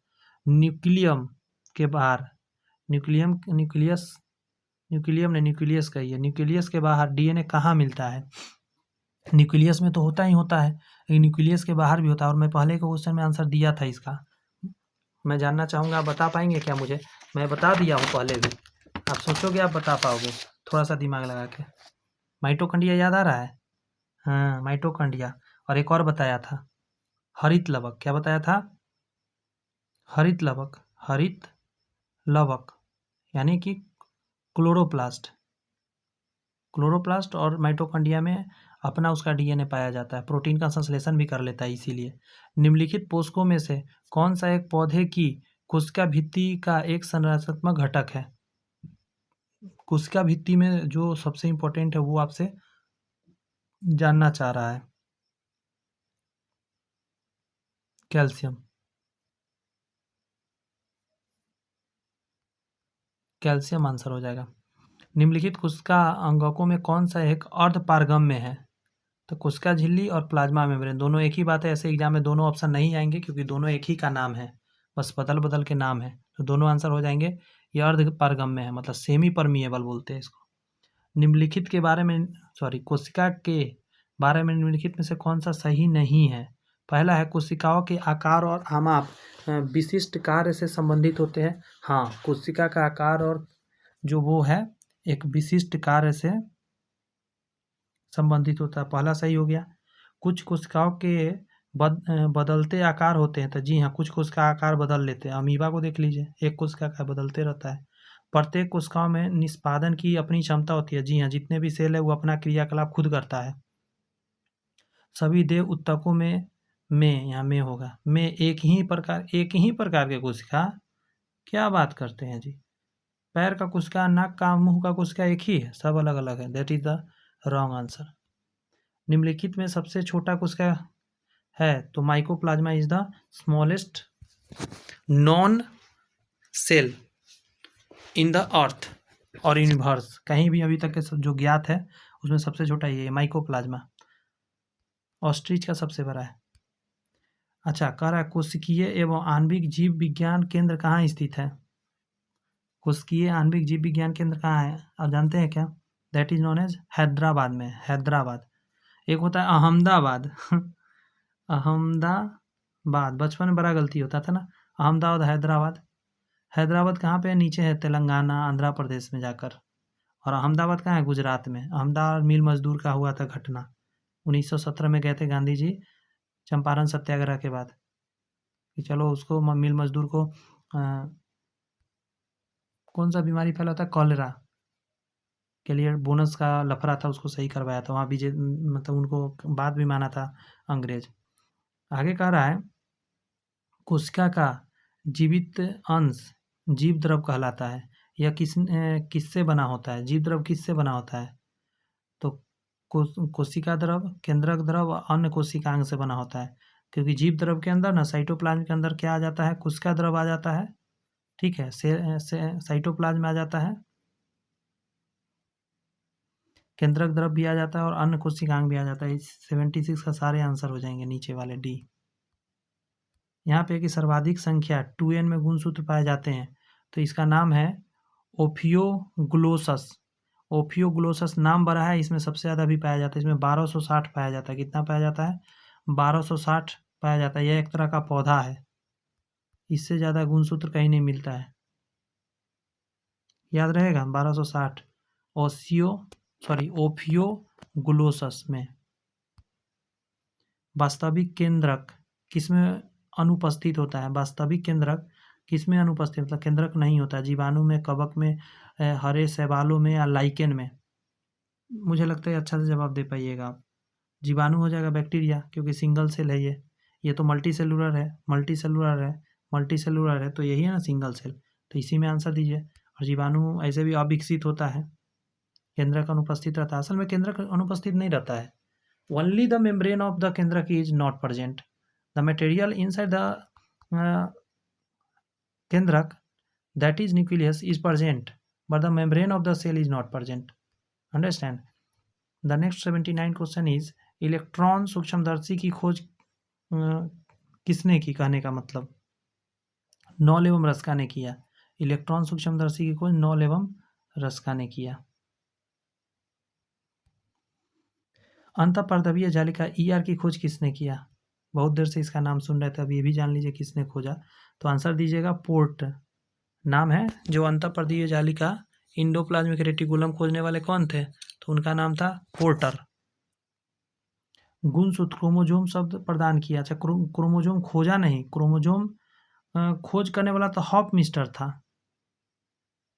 लेकिन इसका नाम देने वाला जो था उसका नाम था बाल्डेयर। अच्छा, बाल्डियर ने नाम क्या रखा था पता है? ये भी ध्यान रखिएगा। नहीं, रुक जाइए एक सेकेंड, आप समझिए। हाफ मिस्टर ने खोजा, हॉप मिस्टर ने गुणसूत्र को खोजा, लेकिन उस समय नाम उसने फिलामेंट न्यूक्लियर रखा। क्या रखा? फिलामेंट न्यूक्लियर रखा उस समय जब स्टार्टिंग एक थे, लेकिन गुणसूत्र जो नाम सब दिया बाद में बाल्डेयर ने दिया। कोशिका को एक निश्चित रूप प्रदान करता है, कोशिका को एक निश्चित रूप देने वाला कौन सा है? ये मुझे लगता है आप जवाब दे पाइएगा। कोशिका झिल्ली आंसर दीजिएगा। अब कोशिका भित्ति कोई देगा तो गलत हो जाएगा। कोशिका झिल्ली चूंकि सब में पाया जाता है, कोशिका मतलब सबकी कोशिका की बात कर रहा है, ये पौधा में ना स्पेशल है, इसलिए वो नहीं होगा, कोशिका झिल्ली आंसर होगा। यहाँ है कोशिका द्रव में उपस्थित महीन, शाखित, झिल्लीदार और अनियमित नलिकाओं का घना जाल कहलाता है। अब आ गया ना, झिल्लीदार, शाखित, महीन, अनियमित नलिका का घना जाल क्या कहलाता है? आगे बढ़े, इसी बोलते हैं अंतःपर्दवीय जालिका बोलते हैं इसको, इंडोप्लाज्मिक रेटिकुलम बोलते हैं। प्रोटीन निर्माण का कार्यस्थल कहाँ है? तो राइबोसोम। प्रोटीन कहाँ बनता है? तो राइबोसोम के ऊपर बनता है। और माइटोकॉन्ड्रिया भी अपना प्लास्टिक बना लेता है थोड़ा बहुत, और पैकेजिंग का काम करता है गोल्जी बॉडी। लाइसोसोम मारने का काम करता है जीवाणु को, वायरस को। कौन सा कोशिकांग केवल पादप कोशिका में पाया जाता है? तो लवक, कोशिका भित्ति और रिक्तिका, ये सभी पादप में ही पाए जाते हैं, एनिमल में नहीं। कोशिका श्वसन का सक्रिय स्थल कहाँ है? तो माइटोकॉन्ड्रिया, जहाँ पे एनर्जी हम लोग को मिलता है।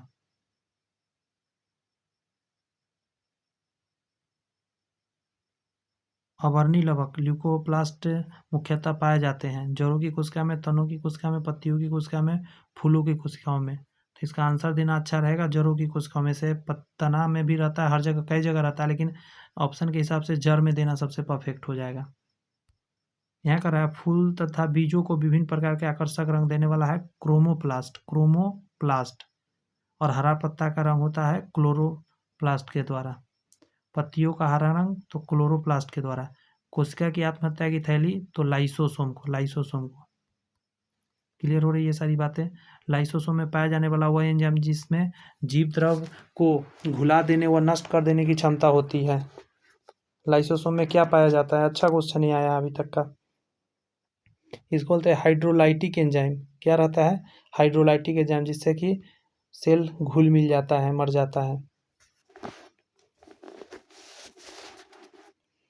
पादप कोशिकाओं का सबसे बाहरी आवरण क्या कहलाता है? पादप पौधा का बाहर में क्या रहता है? कोशिका भित्ति रहता है। क्लियर है बात? पादप की बात की है, इसीलिए आंसर किया कोशिका भित्ति। नेक्स्ट आपका है कि कोशिका में प्रोटीन संश्लेषण कहाँ होता है? तो राइबोसोम में होता है प्रोटीन का संश्लेषण। निम्नलिखित में कौन सबसे बड़ा कोशिकांग है? तो माइटोकॉन्ड्रिया है। पहले ऐसा क्वेश्चन आज 1 मिनट। ऑप्शन में प्लास्टिड है तो प्लास्टिड मारिए, प्लास्टिक नहीं प्लास्टिड। प्लास्टिड हो तो प्लास्टिड मारिएगा, नहीं हो तो माइटोकॉन्ड्रिया मारेंगे। कोशिका का ऊर्जा गृह माइटोकॉन्ड्रिया को कहा जाता है। एटीपी में ऊर्जा संग्रहित करता है बनाकर। यदि माइटोकॉन्ड्रिया काम करना बंद कर दे तो कोशिका में कौन सा कार्य नहीं होगा? भोजन का आवरण, भोजन का ऑक्सीकरण, भोजन का अवशोषण, भोजन का पचना। आसानी से जवाब दे पाइएगा। तो कौन सा क्रियाकलाप रुक जाएगा? तो श्वसन रुक जाएगा। भोजन का ऑक्सीकरण बोलते हैं, इसी को श्वसन भी बोलते हैं। ऑक्सीकरण मतलब श्वसन, भोजन का श्वसन रुक जाएगा।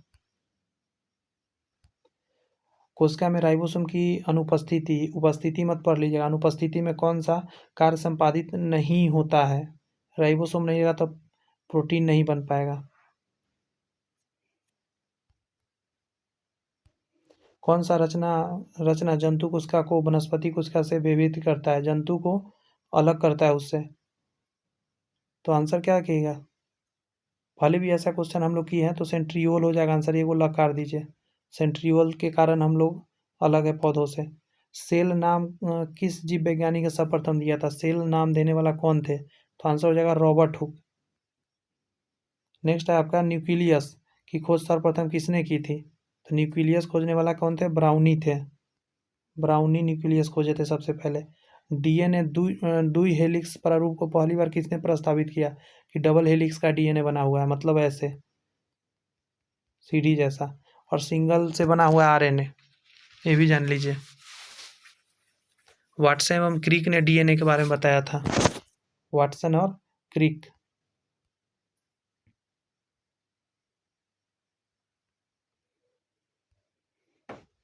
यहाँ पे है कि जीव द्रव जीवन का भौतिक आधार है। किसका कथन है कि जीव द्रव जीवन का भौतिक आधार है?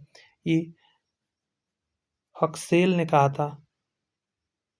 हक्सले बोलेंगे, कभी कभी हिकेल से भी इसको लिखता है, ध्यान रखिएगा इस चीज़ को।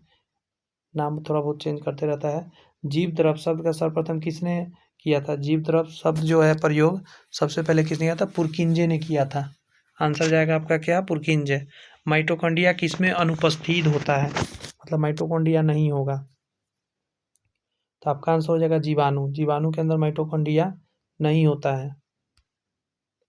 माइटोकॉन्ड्रिया का भीतरी वलय कहलाता है। माइटोकॉन्ड्रिया का जो भीतर में वलय होता है उसको हम लोग क्रिस्टी बोलते हैं। कोशिका भित्ति सेल वॉल होती है। सेल वॉल जो बना रहता है वो कैसा रहता है? पारगम में रहता है। और कोशिका भित्ति मतलब कोशिका झिल्ली वो क्या होता है? अर्धपारगम में होता है। लाइसोसोम कार्य करते हैं प्रोटीन संश्लेषण, प्रोसेसिंग और पैकेजिंग। ये तो है गोल्जी बॉडी का काम। ये तो है राइबोसोम का काम। अंतःकोशिकीय पाचन यही हो जाएगा। अंतःकोशिकीय पाचन कोशिका को ही वो करते हैं। और वसा संश्लेषण कहाँ होता है? तो एसीआर में होता है। वसा एवं कोलेस्ट्रॉल का कहाँ होता है? एसीआर में।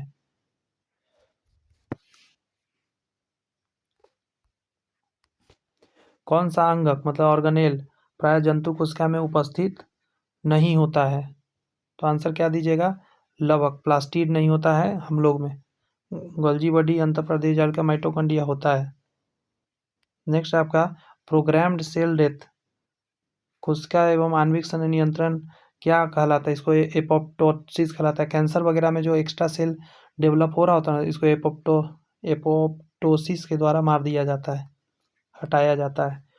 कौन सा कोशिकांग प्रोटीन संश्लेषण में मुख्यतः भूमिका निभाएगा? प्रोटीन में प्रोटीन, लाइसोसोम और माइटोकॉन्ड्रिया, यही आंसर देना परफेक्ट रहेगा। 1 मिनट रुक जाइएगा, क्वेश्चन में थोड़ा सा चेंज है। कोशिकांग प्रोटीन संश्लेषण में प्रमुख भूमिका निभाता है। तो आंसर इसका देना रहेगा, कोशिकांग पूछ रहा है ना, खोज के जवाब देना है। यहाँ है राइबोसोम, तो आंसर क्या देंगे? एंडोप्लाज्मिक रेटिकुलम और राइबोसोम। राइबोसोम में बनता है और इंडोप्लाज्मिक रेटिकुलम मतलब ER, और ये क्या करता है? इसको एक जगह से दूसरी जगह ले जाने का काम करता है। ठीक है, ध्यान रखिएगा। लाइसोसोम नहीं टिक लगना चाहिए गलती से। निम्नलिखित में कौन सा कोशिकांग DNA रखता है? तो माइटोकॉन्ड्रिया के पास DNA रहता है और प्लास्टिड के पास भी रहता है लवक।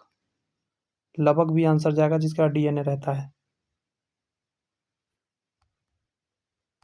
यहाँ है गोल्जी का प्रमुख कार्य क्या है? गोल्जी बॉडी पाचक रस का उत्पन्न करना, स्त्राव हो जाएगा आंसर। कोशिका विभाजन नहीं, शोषण नहीं, स्त्राव आंसर देना सही रहेगा। सेक्रेशन बोलते हैं इसको। पैकेजिंग भी कहे तो आंसर एकदम परफेक्ट दीजिएगा।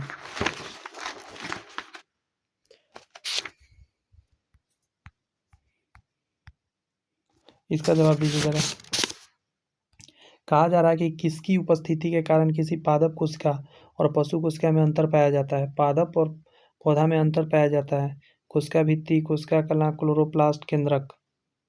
किसकी उपस्थिति के कारण किसी पादप कोशिका और पशु कोशिका में अंतर होता है?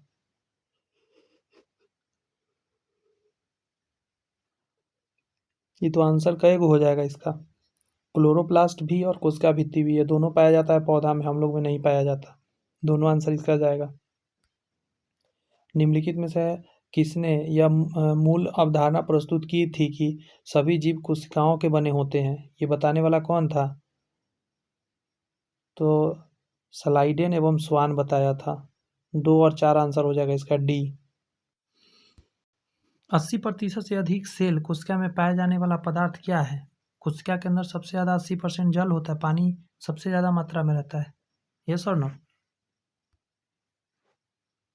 पानी पानी। परासरण की परिभाषा क्या है? एक अर्धपारगम्य कला में होकर विलय का प्रवाह, कला के बगैर जल का प्रवाह, अर्धपारगम्य कला में होकर कम से अधिक सांद्रता की ओर विलय जल का प्रवाह, उपयुक्त में से कोई नहीं। ये तो आंसर जवाब दे पाइएगा। आंसर हो जाएगा अर्धपारगम्य कला में होकर कम से अधिक सांद्रता की ओर विलय का प्रवाह। जिधर ज़्यादा सांद्रता है उधर जाता है ना पानी, कम से ज़्यादा की ओर। अधिक लवण वाले विलय में, अधिक लवण वाले विलय में एक कोशिका को रखने पर सिकुड़ जाता है, क्योंकि लवणीय जल कोशिका में प्रवेश करता है, जल बाहर परासरण द्वारा बाहर निकलता है। यही होगा, जल बाह्य परासरण द्वारा कोशिका का बाहर निकल जाता है, क्योंकि बाहर कंसंट्रेशन ज़्यादा होता है। यदि एक कोशिका आकार में न्यूनीकृत होता है, मतलब छोटा होता है, तब वह एक विलयन में रखा जाता है। ऐसा विलयन को क्या बोलते हैं? इसको बोलते हैं हाइपरटोनिक बोला जाएगा। समझे? क्योंकि इसमें क्या होता है, हाइपरटोनिक और एक वो हाइपोटोनिक होता है। हाइपरटोनिक और हाइपोटोनिक दोनों में अंतर होता है।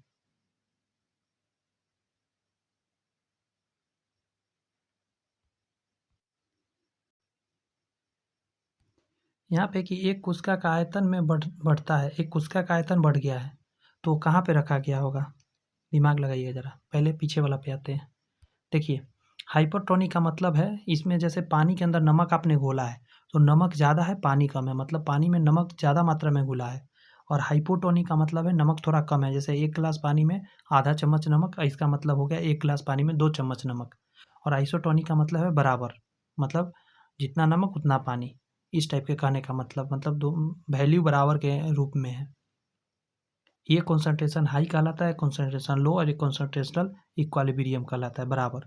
अब उसी आधार पर जब आप इसका देख सकते हैं, तो एक कोशिका का आयतन में बढ़ गया, आयतन बढ़ गया मतलब अल्प परासरी है वो, अति परासरी नहीं है और सम परासरी नहीं है। वो जो मैंने बोला ना, ये है आइसोटोनिक। अति परासरी का मतलब हो गया हाइपरटोनिक, और अल्प परासरी का मतलब है लोअर टोनिक, ऐसा करके हाइपोटोनिक। तो ये आंसर हो जाएगा आपका अल्प परासरी में रखा गया, तभी वो कोशिका के अंदर पानी इस बार चला जाएगा। बाहर में कॉन्सेंट्रेशन कम है तो कोशिका के अंदर पानी चला जाएगा, कॉन्सेंट्रेशन अंदर ज़्यादा था इसलिए कोशिका फूल जाएगा, और जब नमक वाला पानी में रखिएगा तो कोशिका सिकुड़ जाएगा। बीज फूलते हैं जब जल में रखे जाते हैं, बीज फूलेगा मतलब पानी अंदर जाएगा, तो अंदर किस जाएगा, तो उसको परासरण की विधि बोलते हैं। लेकिन नहीं, इससे अच्छा इसका आंसर होगा आपका अंतःशोषण के कारण, अंतःशोषण के कारण बीज फूलता है। ध्यान रखिएगा इस बात का, अंतःशोषण के कारण मतलब ठोस चीज जब पानी को खींचता है अपने अंदर तो अंतःशोषण कहलाता है। और जैसे कि गैस में गैस का फैलना, पानी में किसी पानी चीज मतलब द्रव में द्रव का फैलना, वो सब परासरण कहलाता है।